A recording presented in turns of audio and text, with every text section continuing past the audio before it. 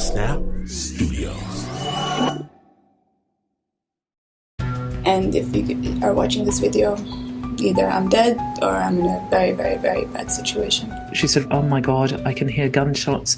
I can hear men outside. Where are they? What have they done to them? There is one suspect, her father, the Sheikh. A new podcast from In the Dark and The New Yorker asks a question. Why do the women in Dubai's royal family keep trying to run away? The Runaway Princesses is available now. Follow In the Dark wherever you get your podcasts. Support for Snap Judgment comes from Odoo. What is Odoo? Well, Odoo is the only software your business will ever need.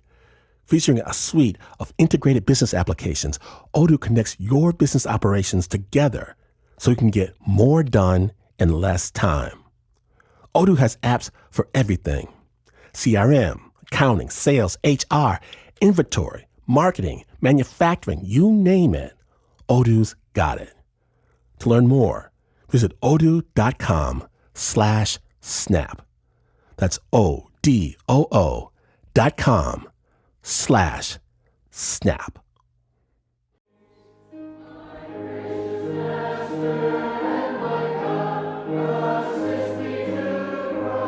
At church, my brother used to call them the Happies.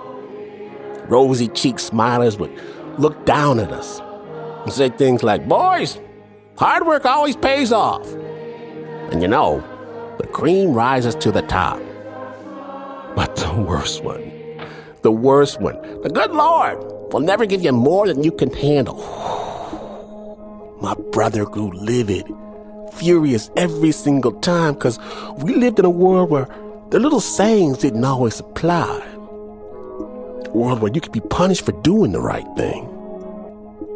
What? Our dad didn't work hard?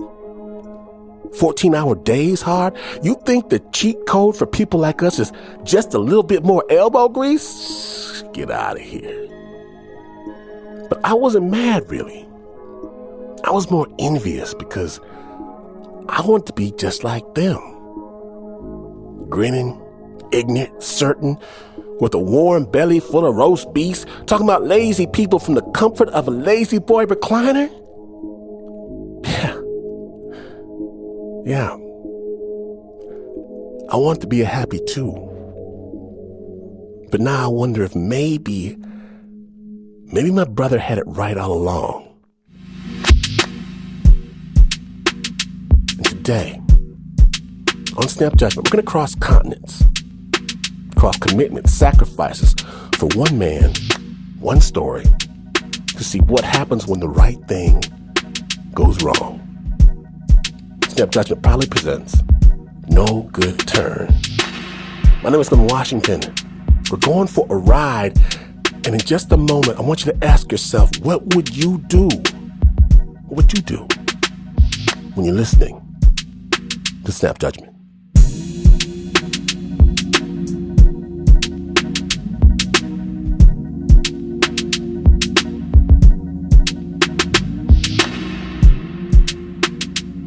We begin an epic tale of romance, adventure, and how doing the right thing can have unexpected consequences. Journalist Niki Kitsantonis brings us this one from Somalia to Turkey to Greece, across the Aegean Sea. Snap Judgment.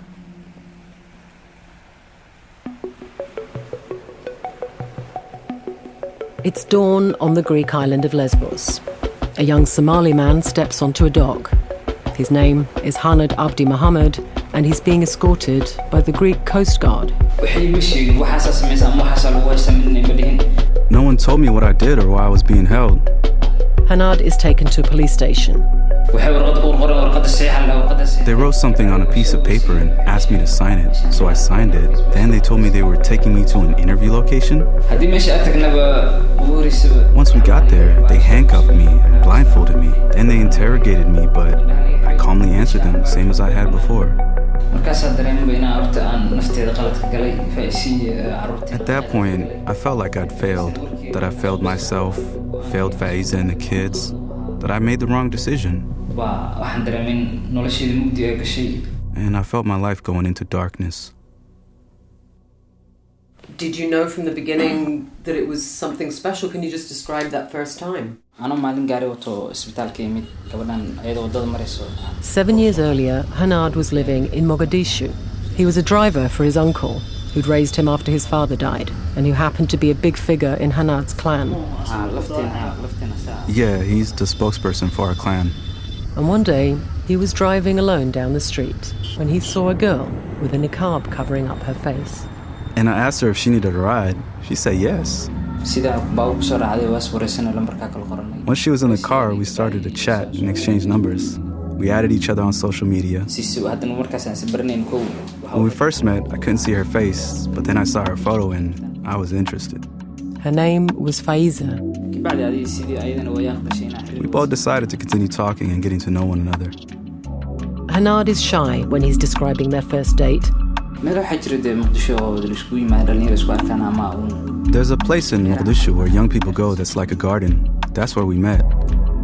He looks down at his hands. They talked a lot, he says. In the beginning, when you're dating someone, you don't know if they'll like you or if you'll like them. But after that, it seemed like she was interested in me. I was interested in her from the start. I started to feel something for her.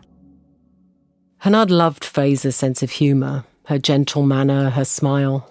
Did you have any doubts about proceeding with a marriage, or was it something that you really wanted to do? There was no doubt in me. We both liked each other. We had an understanding and agreed to start a family together soon and sign on to whatever God had in store for us. People saw us together, walking around and sharing each other's company. You can feel what's going on. People living in the same neighborhood knew we were from different clans. And what clan you belong to in Somalia dictates your whole life, even who you marry.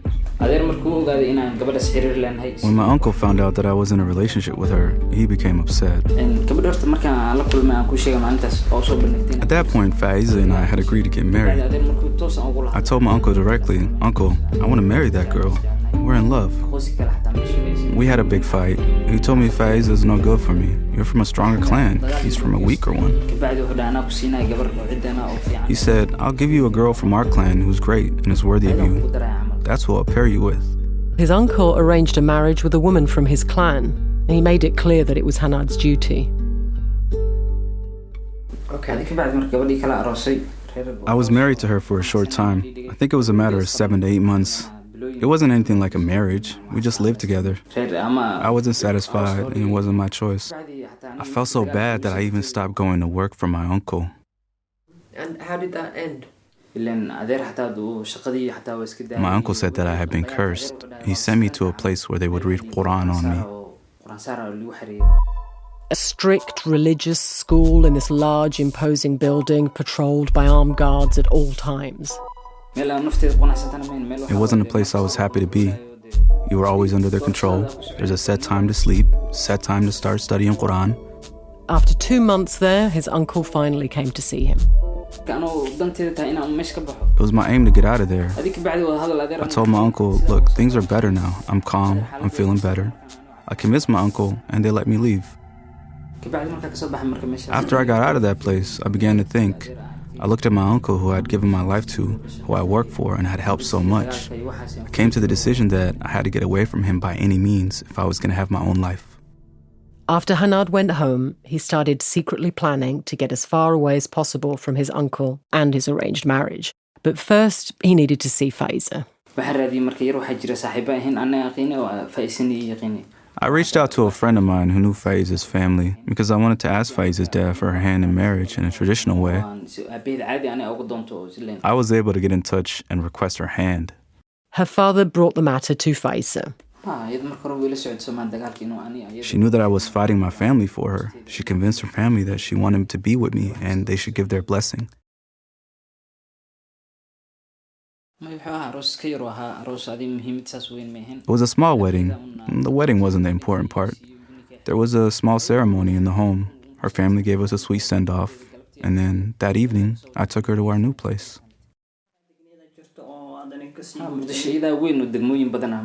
Mogadishu has a lot of neighborhoods. The neighborhood we moved to is far away from my uncle and family. They don't know where we live. I look at it from two sides. First, my life with Faysa, which was a beautiful life, but the other side was lonely.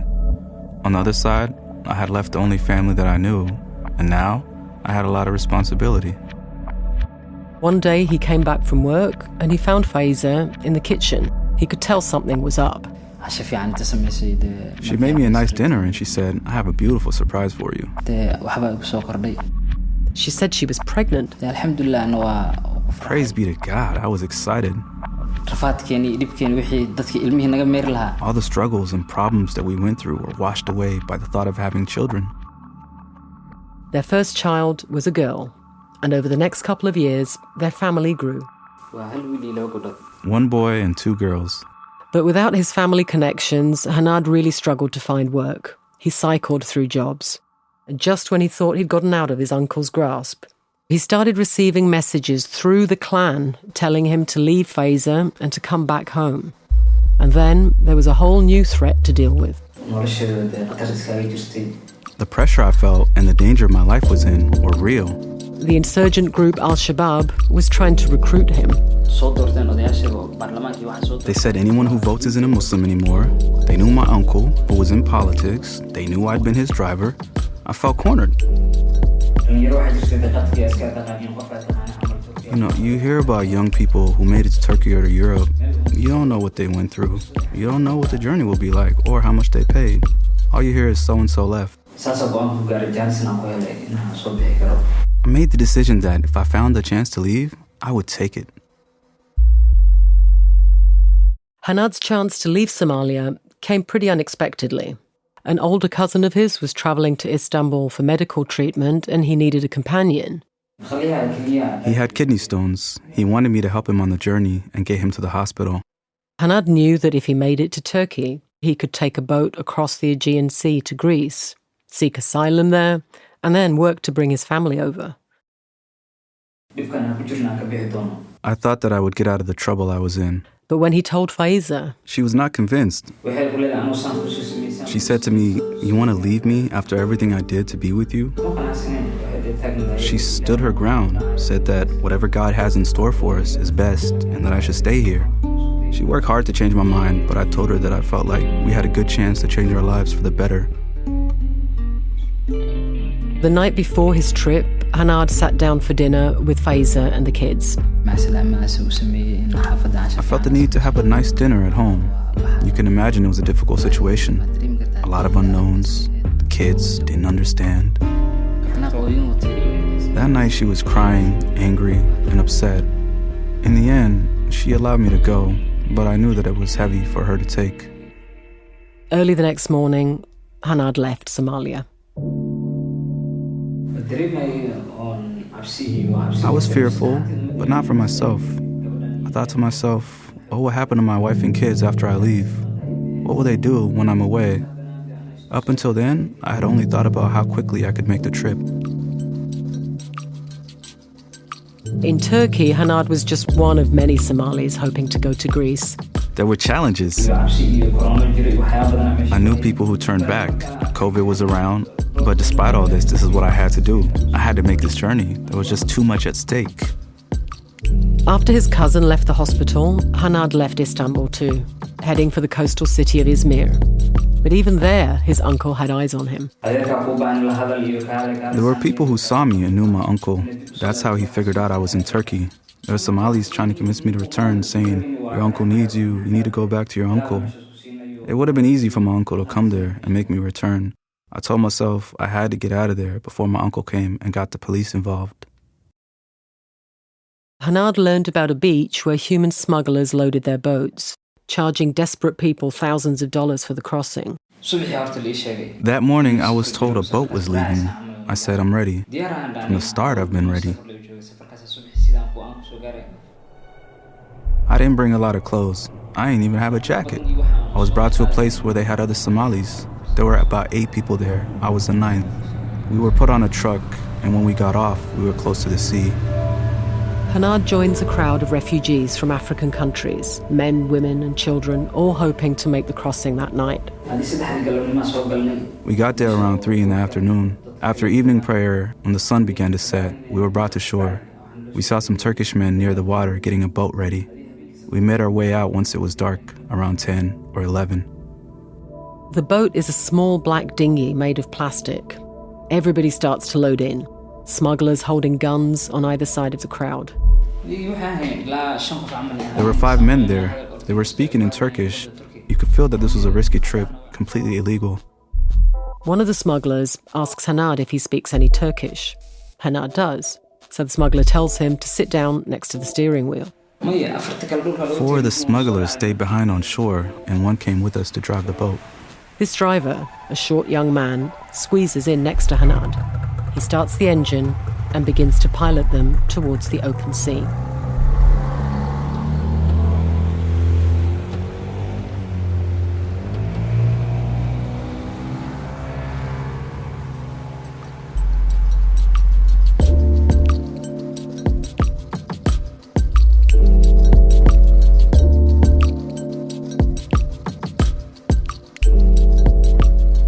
Snap returns, the story of the crossing, and how Hanad winds up in handcuffs.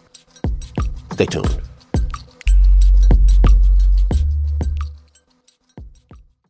In my house, we don't agree on anything food-wise, except this, Dave's Killer Bread. Why? Because it's awesome. Just look at a loaf, take a slice. It's made of real stuff, delicious stuff, tasty stuff. Look, see? No wonder it's America's #1 organic bread. Visit daveskillerbread.com to learn more and look for Dave's Killer Bread in the bread aisle of your local grocery store. Dave's Killer Bread. Bread amplified. This episode is brought to you by Progressive. Most of you aren't just listening right now. You're driving, cleaning, even exercising. But what if you could be saving money by switching to Progressive? Drivers who save by switching save nearly $750 on average, and auto customers qualify for an average of 7 discounts. Multitask right now. Quote today at Progressive.com. Progressive Casualty Insurance Company and affiliates, national average 12-month savings of $744 by new customers surveyed who saved Progressive between June 2022 and May 2023. Potential savings will vary. Discounts not available in all states and situations.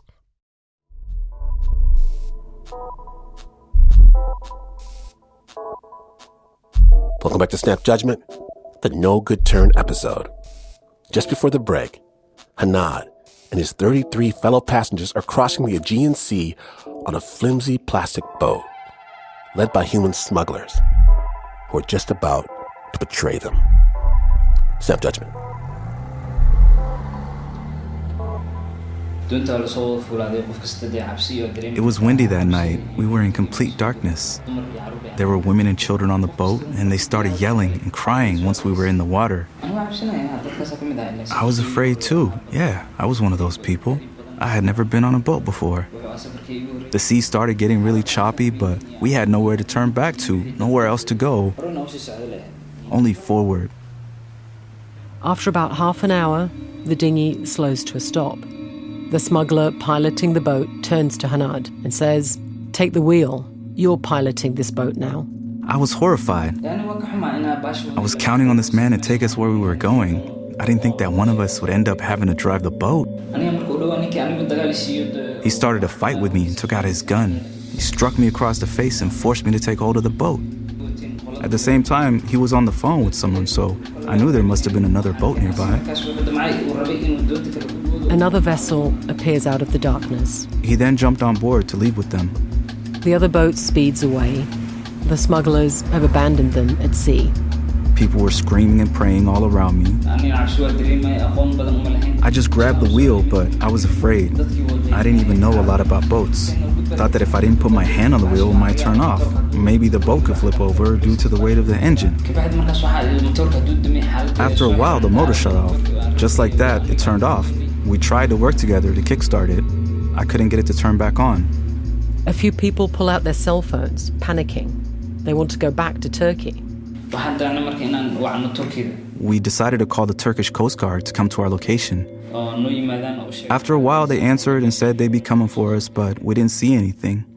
It takes nearly an hour, their plastic dinghy bobbing in the waves, before a Turkish Coast Guard cutter finally appears. They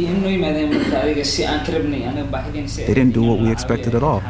They started flashing a big light at us and recording a video. They circled us in the water, and you could feel that they were pushing us from behind. To push you in a different direction? Yeah, so they could push us out of Turkish waters. The Turkish Coast Guard, perhaps to avoid having to perform a rescue, is pushing the dinghy towards Greek waters. And as they circle, their wake sends up 5-foot waves that engulf Hanad and the other people on board. We didn't have anything to remove the water from inside the boat. It felt as if the boat would flip over. We screamed at the Turkish Coast Guard. Some of the men who spoke Turkish well started to shout. Then the Turkish Coast Guard abruptly leaves. Then we saw another light coming our way. We saw the Greek flag. It's the Greek Coast Guard. The men on that boat threw 2 ropes to us. Everyone stood up wanting to get saved first. As we all began to stand up, the boat moved around, bringing in even more water. A lot of people fell into the sea. There were only about 3 people on the Greek ship who are helping us. 3 people are helping 30-some people up. They're not going to be able to get to everyone. We all finally got on board and did a head count. That's when we realized that there were 2 girls missing. 2 women have disappeared into the sea.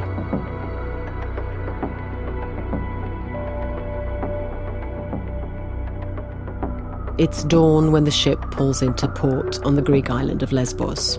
The Greek Coast Guard is asking Hanad and the others questions. They wrote down our names and some people were interviewed. What was important for them to know was who was driving the boat. That man drove it, they all said. That man, meaning Hanad. They even asked me and I told them the truth. I said that a Turkish man had been driving us, but at the end I was the one driving. Everyone rescued from the sea is sent to a refugee camp. Except for him, that is. They made me stay behind while everyone else went on the bus. They take him to a police station. They wrote something on a piece of paper and asked me to sign it, so I signed it. It's a confession to the crime of human smuggling, written in Greek. Then they told me they were taking me to an interview location. Once we got there, they handcuffed me and blindfolded me. Because Hanad had his hand on the wheel of the boat, he is now, under Greek law, considered a human smuggler. They weren't paying me to take them across the sea, and I definitely wasn't making any money off of these people. I didn't put my hand on the wheel because I was in charge. It was because I wanted to rescue them and myself. Hanad is locked in a cell. Yeah, they didn't even let me change out of my clothes in that jail cell. There was no food there, no blankets. It was cold.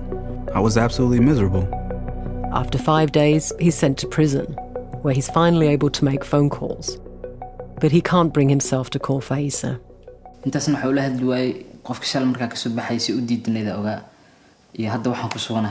She didn't want me to go in the first place. What would I say to her? The phone in jail has a privacy box where you can easily make a call. When I called her, I could tell that she was aware of my situation. She'd heard word around town. She began to cry and be upset with me. I told her this was our destiny, that we had to be patient and things would work out. Did that attempt to reassure her work? Did she accept that? Was she eventually convinced that things would be okay?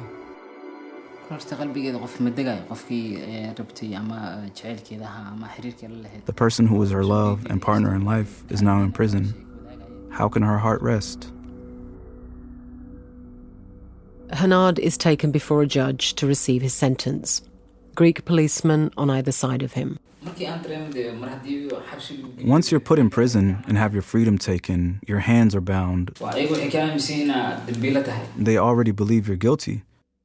The court makes its ruling.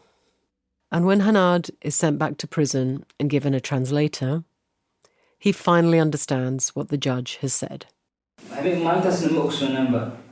know that morning that I'd been sentenced to 142 years. 142.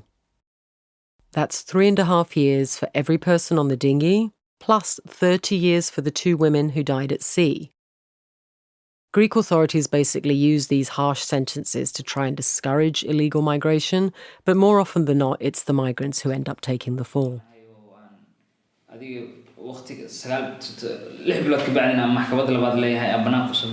My lawyer told me that I'd have another court appearance in 6 months.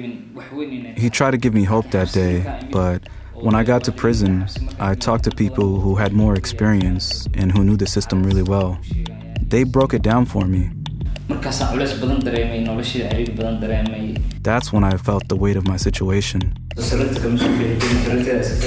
couldn't leave the bed. I'd be thinking all day. The only time I would get up is to grab food.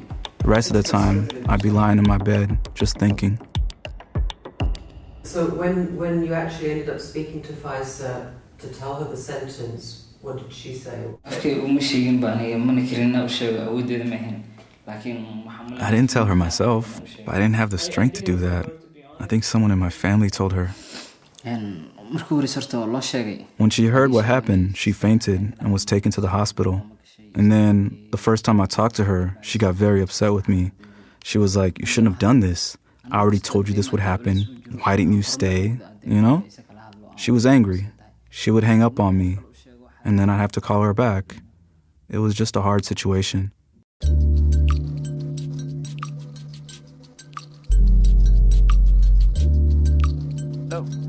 Hello, Hanad.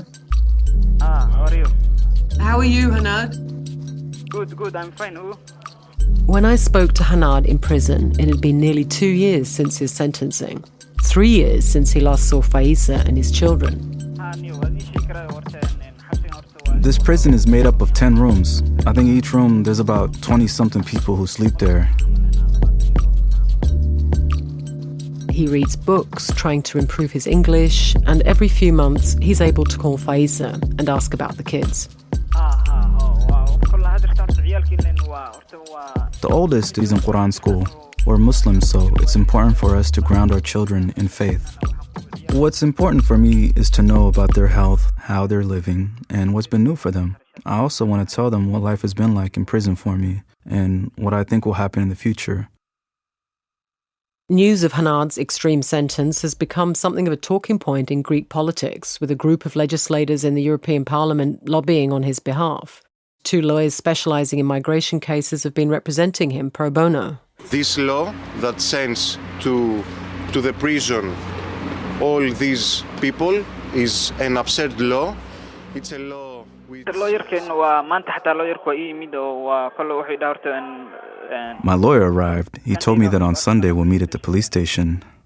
Right now I've got hope. Hanad's lawyer tries to track down witnesses to speak on his behalf, but most of the people from the dinghy have already left Greece. He's able to contact one man, Abdi Kafi Ahmed, who settled in Austria, and I was able to text with Abdi Kafi. He told me that when the situation got bad, Hanad tried to help. Hanad was like all the other people seeking asylum and a better life, he told me. When Abdi Kafi travels back to Greece to give a statement at Hanad's hearing, he tells the court that he never would have come to testify if Hanad was one of the smugglers. That night, he helped me live, he says, and I thank him for that.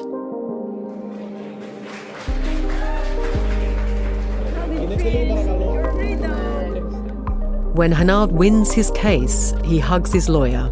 He's smiling.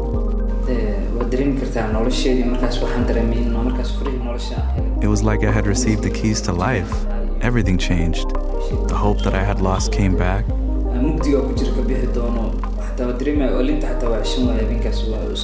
I felt myself coming out of the darkness. I couldn't even stop the tears that night. So, Hanad, thank you very much for agreeing to this interview again. The last time I see Hanad, he's working at a laundry in Athens, washing towels for the big hotels, trying to save money to bring his family to Europe. I go to the central square in the afternoon. When I see the tourists come and see the families walking there, I start to yearn for my own family and remember the distance that separates us.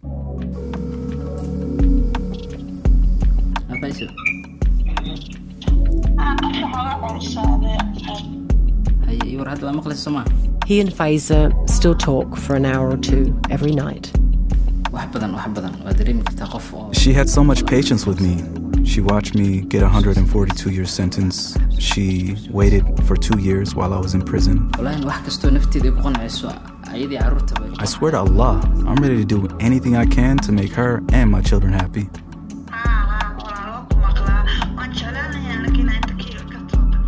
What are his plans once Faysa comes here? What would he like to do for her?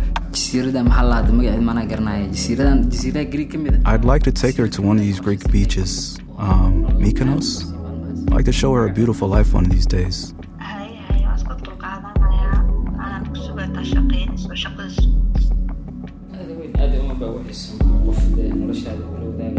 I've missed her so much. My wife's conversations and jokes. That's who I chose to spend my life with. She's living inside of me right now. Okay.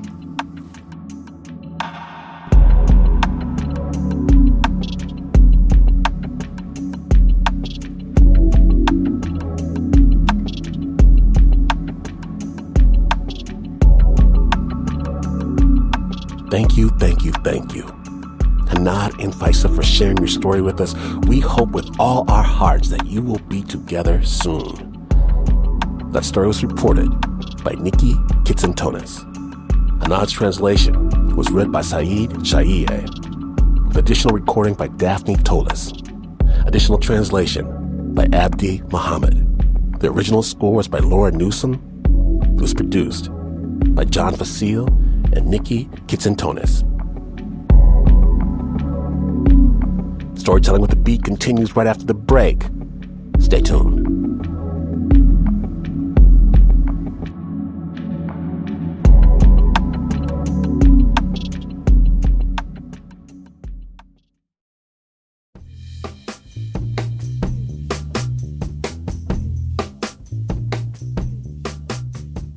Welcome back to Snap Judgment. My name is Glenn Washington. We're putting in miles today, and we're going to stay on the road for our next story.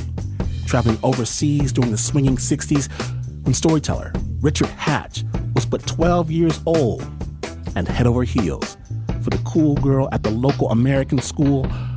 I'll let Richard take it from here. I was 12 years old, living in a foreign land. There were 100 in my 7th grade class, about 100 of us. And we were the sons and daughters of military men, diplomats, and a few private industry folks, but mostly diplomats and military. Jill was the new girl in school. She just was so different from everybody else. Long brown hair, big brown eyes, hands down, just stunning. If you want an idea of what Jill was like, let me tell you this one thing. Chewing gum in those days, you had 5 sticks in one stack, and they were all wrapped with aluminum foil. She would take the aluminum foil and wrap it tight, and then she'd stick it in her comb. This is in class. This is in school, okay? When things get dull and boring, she'd go over and very secretly, she'd stick both ends of that aluminum foil into the power socket. And you'd hear this tremendous boom, and a big white smoke would go up, and she'd scoot back to her desk, and it would really spook the teachers. And then those of us who were competing for her affection would, it was me. No, it was me. We'd always take the fall for her. Now, that's what the kind of person, just crazy and fun. Now, it was really important for us to communicate with each other. The only way that we could do it was to write notes to each other. And so teachers would not know who we are if they intercepted the notes, we decided that we would all pick our own secret code names. Jill's code name was Fortuna. And I said, Jill, why you pick Fortuna? She'd been in boarding school, she'd lived throughout Europe. So I said, Fortuna, what's Fortuna? He says, oh, Richard, you're such a bore. She would kick into this English accent. And she said, don't you know Fortuna is the goddess of fortune and fate and good luck? I said, okay. That makes a lot of sense. She was a goddess in my eyes, so great. I decided that my code name would be Danger 9B. Okay, that's a good one. Jill came up. Yeah, how? Danger 9B. Yeah. How'd you come up with that one? I was not cool. Life is sad, believe me, missy, without the vim and voive. 6th grade, the musical The Wizard of Oz, and I got cast as the Cowardly Lion. I could show my prowess, be a lion, not a mouse, if I only had the nerve.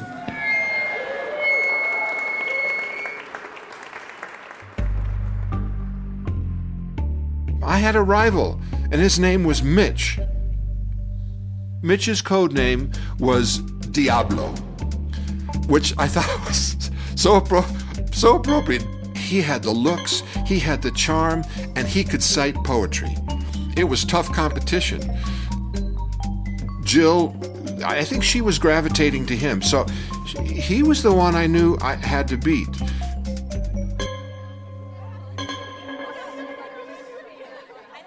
We went to a dance at her house one time, and the Beatles had just come out big. I wanted to dance with Jill, so I arranged to have the song called P.S. I Love You. It's a slow song. We could dance together in the old style. That was the plan. That would be so nice, swinging back and forth. You know, her nice home was all carpeted. And all of a sudden, whoever's in charge of the record player puts on Twist and Shout. Jill, I don't know where she learned. She could really move. But, Mom couldn't teach me how to do that stuff.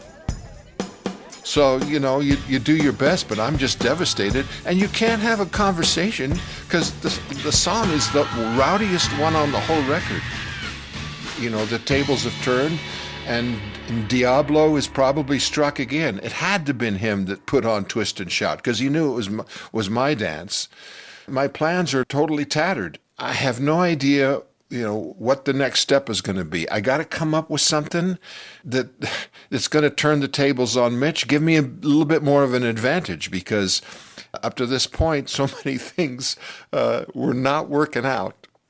Now, her best friend would give me advice, and she said, well, you're going to have to go big, do something to get her attention. The Beatles had another song called Listen, Do You Want to Know a Secret? And I'm thinking, that's it. I'm going to tell her my greatest secret. And it has to be something spectacular. Trouble is, I got to come up with a secret. I got to come up with something. So I made a time for Jill and I just to meet and to walk one evening. My biggest fear would have been, is she going to believe this? That night where we walked together was the first time we were together alone. It's quiet. It had been raining. It was in the fall, so it was a little on the cold side. And the streets were shining. You know that smell of just after rain? It's just so refreshing. She had this little black furry hat, this black turtleneck sweater. She had a sense of style and sophistication. I reached down and I grabbed her hand, and she just held on tight. The electricity holding her hand was, I don't know what it did to me. It was something new. Okay, I'm going to do this. As we're walking, I said, "Okay, Jill, I'm ready to tell you my secret. Me and my whole family, we're all spies for the U.S. government." And she stops and looks at me, and I said, "And I need your help on a couple of assignments." And she stares at me, and then she kisses me. Pow, wow, pop, zing, zang. I'm all in now. Whoa. Although this was my first kiss, it became very apparent that it was not her first kiss, because she was really good at it. I thought, I got to do everything I can to keep this going. So I said, "Jill, we've got to stake out the Russian embassy tonight. And that's the assignment." Now, my idea of a stakeout is, just, look around, don't be too suspicious, just, might stroll by, don't blow your cover, don't do anything stupid, don't say anything, don't backtrack, nothing. You're committed, so act cool. This is it. I was still trying to recover from her reaction being so positive, far beyond my dreams. I had no inkling of what was coming. We certainly knew that the Russians were our enemies. They tried to put nuclear missiles into Cuba. The Russian embassy was not far. There was a gate, and then there was a call button right next to the gate. We're strolling by, and, again, my idea of the stakeout was to keep it simple and, just don't spend much time there. But she goes over and she pushes the call button. Nobody answers the call button. The gate opens. She says, "Come on, let's have some fun." It doesn't occur to me till we're walking into the grounds, this is the Russian embassy. I was reeling from the whole idea of her having kissed me, but also reeling from the fact that the gate even opened and that she's pulling me inside. And the biggest thing about it is, my dad was a spy for the U.S. government. They recruited him into counterintelligence. I quickly figured out counterintelligence was spy stuff. Now, I don't remember him ever having to say, "Don't say anything," but it was just natural. If someone asked me what Dad did, I said, he does business stuff. I had a presence of mind enough to know that you don't talk about those things. So all this is hitting me. Wait a minute. My dad's a spy, and I'm walking onto enemy ground. I mean, so what are we doing? What are we going to come up with? When I see this soldier coming down the steps with this intimidating uniform and an intimidating firearm, that got me nervous. He was this big guy, but, Jill takes it in stride. Jill calmly, starts talking to him. He said something in Russian to us. She says, "We are seeking the British embassy." He only spoke Russian. He had no idea what either one of us were saying, so he ushers us up into this little waiting room into the embassy. I don't know what the consequences. What can they do? Do they just kick us out? Do they actually take us in and use us for, some kind of prisoner exchange? Holding hands is the least of my thoughts at this point. I'm thinking about survival. This man eventually comes, some kind of diplomat, and he spoke English, and he says, "Children, what are you doing here? Can I help you?" And she says, "Da, spasibo," which is Russian, yes, thank you. And then she goes on in English saying, "Do you have any brochures or pictures?" In those days, you could not visit Russia. No tourists were allowed. Getting information was pretty tricky. She describes that she's, doing a school project. He did produce some brochures. They were all in Russian, but by this time I was thinking, Jill probably could read them. Who knew?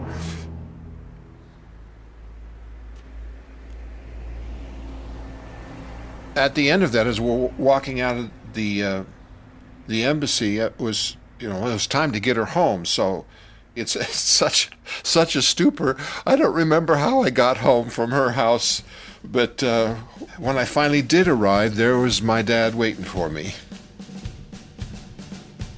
Little did I know, my dad got the word from his operatives, from his contacts, that his son and his girlfriend were in the Soviet compound. What are they doing there? I thought that my father would be very upset that I had maybe blown his cover, that if the word got out in the community that, you know, he was involved in espionage, that could put him in jeopardy. It clearly dawned on me, you can't tell him that you told Jill that our whole family are spies. You can't do it. There's my dad saying, what were you thinking? I said, what? And I didn't tell him that I had said I was a spy. I just said, oh, well, Jill had this homework assignment. I was helping her with her homework. So I was grounded for a while, pretty much confined to barracks was the term. Frankly, that separation from Jill, I think, only heightened her excitement about, well, this guy's got something to give. Being grounded was probably the best thing, because I didn't have to follow up with anything for a couple of weeks, and so there was this mystery still about, wow, what's next? After a while, things fade. I didn't have a badge, and I didn't have, cool stuff, so it wasn't enough to keep her total interest because other guys kept popping up. My dad was being transferred back to the States. It was time to leave at the end of the school year. By that time, Diablo had won over Fortuna, and Danger 9B was leaving the scene. What could I do? I wasn't ready to give up and admit defeat, but there's nothing I could do except write letters from 1,000 miles away. I was hoping that I could keep the contest going, but how do you chase a butterfly? I mean, I'm not sure that I could have ever kept up with her. And I just lost track of her, So that's over 50 years. And when this all happened, I decided, if I'm talking about her, I better get her permission. I better try to find her. And I found her quite quickly. No one was answering the phone for several days, and then finally a man answers the phone. I quickly tell him this isn't a crank call. An old friend of Jill would love to talk to her. I was so excited about talking to Jill after 50 years. I just thought that, all those emotions would flood back, and she would say, "Oh, Rick, I remember." And she picks up the phone. And she did not. And so that was crushing. But she was a lovely lady, and we reminisced, and she said, "Boy, I'm glad I had such a big effect on you, but I don't remember that at all." Yeah, that's okay. Makes for a good story.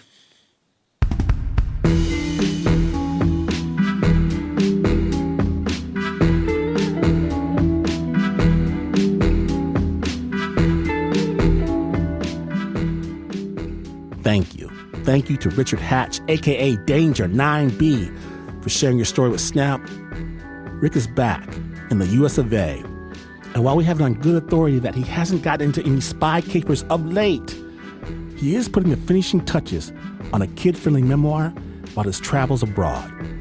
To find out more, head on over to our website, snapjudgment.org. The original score was by Dirk Schwartzoff. It was produced by Regina Bediaco.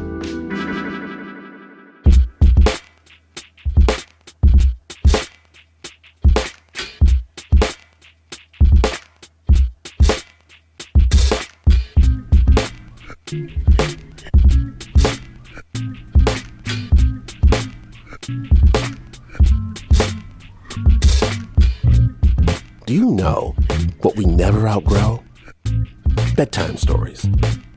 Daytime stories, driving stories, grocery shopping stories, waiting in the dentist's office stories, stories, and the good news is that I've got a sack of the most amazing stories you've ever heard, waiting for your listening pleasure for free. Available everywhere. Subscribe to the Snap Judgment Podcast. If someone offers you a better deal than that, run away.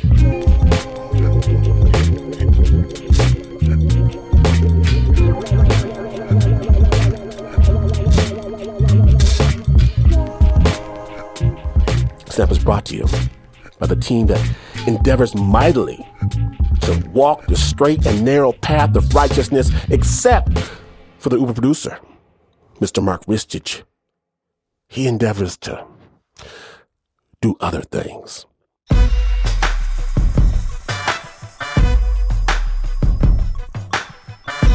There's Nancy Lopez, Pat Mesiti-Miller, Anna Sussman, Renzo Gorio, John Fecile, Shayna Sheely, Teo DeCott, Flo Riley, Bo Walsh, Marissa Dodge, David Exame, and Regina Mediaco.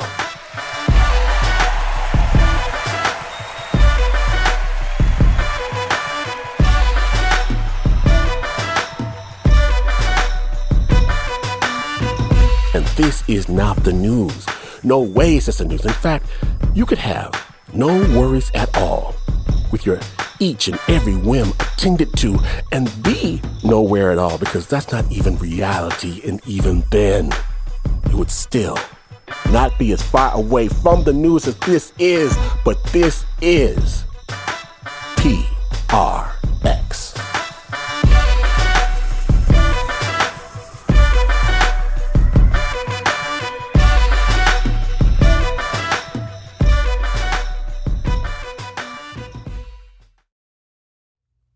Support for Snap Judgment comes from Odoo.